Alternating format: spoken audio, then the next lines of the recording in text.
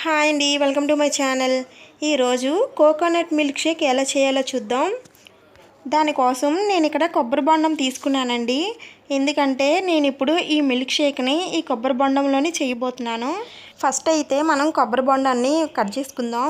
దీన్ని కట్ చేసుకునే ముందు కిందని క్లాత్ వేసుకోవాలండి. క్లాత్ వేయకపోతే ఈ కొబ్బరి బొండం జారిపోతూ ఉంటుంది, సరిగ్గా కట్ చేయలేము. ఇప్పుడు ఇంట్లో కిచెన్లో రోజు కాయగూరలు కట్ చేస్తాం కదండి, ఆ నైఫ్తోనే మనం ఈ కొబ్బరి బొండాన్ని చాలా ఈజీగా కట్ చేసుకోవచ్చు. దీనికోసం పెద్ద పెద్ద కత్తులేం వాడనవసరం లేదండి.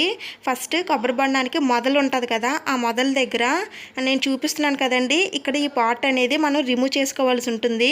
తర్వాత దాని కిందని వైట్గా కనిపిస్తుంది కదండి, ఆ వైట్ దగ్గర నుంచి అయితేనే మనం చాలా సింపుల్గా ఈ కొబ్బరి బొండాన్ని కట్ చేసుకోవచ్చు. చూడండి, ఫస్ట్ ఇక్కడ వైట్గా కనిపిస్తుంది కదా, అక్కడి నుంచి కట్ చేయడం స్టార్ట్ చేయాలి.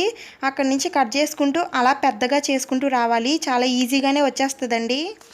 ఇంత కష్టం ఎందుకు, బయటనే కట్ చేయించి తెచ్చుకోవచ్చు కదా అని మీరు అనుకోవచ్చు.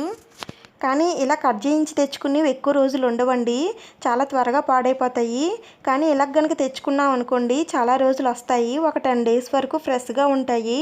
మనం ఎప్పుడు కావాలంటే అప్పుడు కట్ చేసుకొని తాగొచ్చు. ఎందుకంటే కొబ్బరి నీళ్ళు తాగడం వల్ల చాలా ప్రయోజనాలు ఉన్నాయి. అవి ఏంటంటే సమ్మర్లో వడదెబ్బ తగలకుండా చేస్తుంది, అలాగే తక్షణ ఎనర్జీని ఇస్తుంది, మన ఒంట్లో ఉన్న వేడిని సైతం తగ్గించేస్తుందండి. అంతెందుకండి, ఎవరికైనా ఒంట్లో బాగాలేదనగానే ఈ కొబ్బరి నీళ్ళని తప్పకుండా తాగిస్తారు. ఇన్ని ప్రయోజనాలు ఉన్న కొబ్బరి నీళ్ళని తప్పకుండా తాగాల్సిందే. ఇక్కడ నేను కొబ్బరి బొండం మొత్తం కట్ చేసానండి. ఇప్పుడు ఈ మధ్యలో ఉన్నది కూడా కట్ చేసి మధ్యలో హోల్ పెట్టుకుంటున్నానండి. ఈ హోల్ అనేది చాలా చిన్నగా పెట్టుకోవాలి. చూడండి, ఇంత పెట్టుకుంటే సరిపోతుంది, ఓన్లీ వాటర్ రావడానికి కదా. అందుకని నేను ఇక్కడ ఒక గ్లాస్ తీసుకున్నాను. ఈ బొండం పైన గ్లాస్ పెట్టి రివర్స్ చేస్తే దానిలో ఉన్న వాటర్ మొత్తం వచ్చేస్తుంది. చూడండి, ఈ బొండంలో ఉన్న వాటర్ అంతా అయితే నేను తీసాను. ఇందులో అయితే కొద్దిగా వాటర్ ఉంది. ఇప్పుడు ఈ బొండం లోపల లేత కొబ్బరి ఉంటుందండి, అది చాలా టేస్టీగా ఉంటుంది. దాన్ని కూడా చాలా సింపుల్గా తీసుకోవచ్చు. అది తీయడం కోసం నేను ఇక్కడ హోలు కొంచెం పెద్దది చేస్తున్నాను. చూడండి, ఇంత అయితే సరిపోతుంది. మనం కట్ చేసుకునేటప్పుడు ఆ డస్ట్ అంతా లోపల పడిపోతుంది కాబట్టి ఇప్పుడు దాంట్లో కొంచెం వాటర్ వేసుకొని వంపేస్తే లోపల ఉన్న కొబ్బరి అంతా చాలా నీట్గా వచ్చేస్తుంది. ఇప్పుడు ఒక స్పూన్ తీసుకొని ఆ స్పూన్తో ఆ లోపల ఉన్న కొబ్బరిని అంతా ఈజీగా తీసేయచ్చు. ఈ లేత కొబ్బరి చాలా బాగుంటుందండి.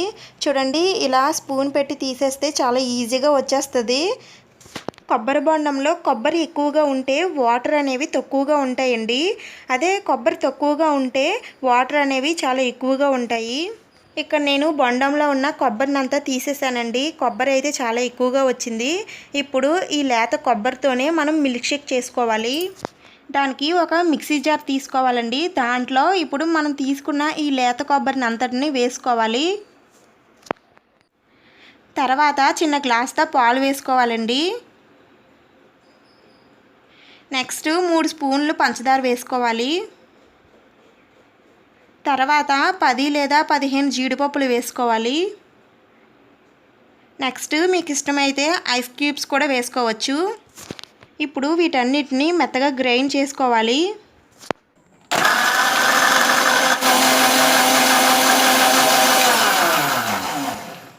ఇప్పుడు తీసి చూద్దాం. చూడండి, మెత్తగా అయిపోయింది. ఇప్పుడు ఇందాక తీసుకున్న ఈ బొండంలోనే నేను ఈ మిల్క్ షేక్ని వేసుకుంటున్నాను. బొండం అలా పెడితే పడిపోతుంది కాబట్టి నేను ఒక బౌల్ తీసుకొని దాంట్లో పెడుతున్నానండి. ఇప్పుడు ఈ మిల్క్ షేక్ని ఆ కొబ్బరి బొండంలో వేసుకోవాలి. కావాలంటే గ్లాస్లో కూడా వేసుకోవచ్చండి, కానీ కొబ్బరి బొండంలో వేస్తే కొంచెం కొత్తగా అనిపిస్తుంది. వద్దన్న వాళ్ళు కూడా కొంచెం తీసుకోవడానికి ఇష్టపడతారు.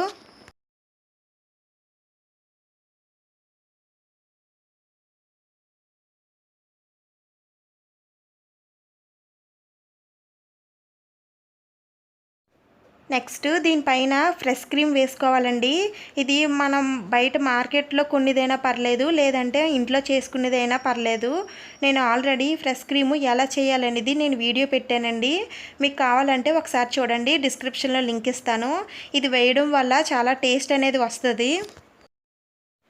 తర్వాత డ్రై ఫ్రూట్స్ వేసుకోవాలండి. మీ దగ్గర ఏముంటే అవి వేసుకోవచ్చు. నేను ఇక్కడ బాదం అలాగే కొన్ని జీడిపప్పులు వేసుకుంటున్నాను. మళ్ళీ దీనిపైన కొద్దిగా ఫ్రెష్ క్రీమ్ వేసుకోవాలి.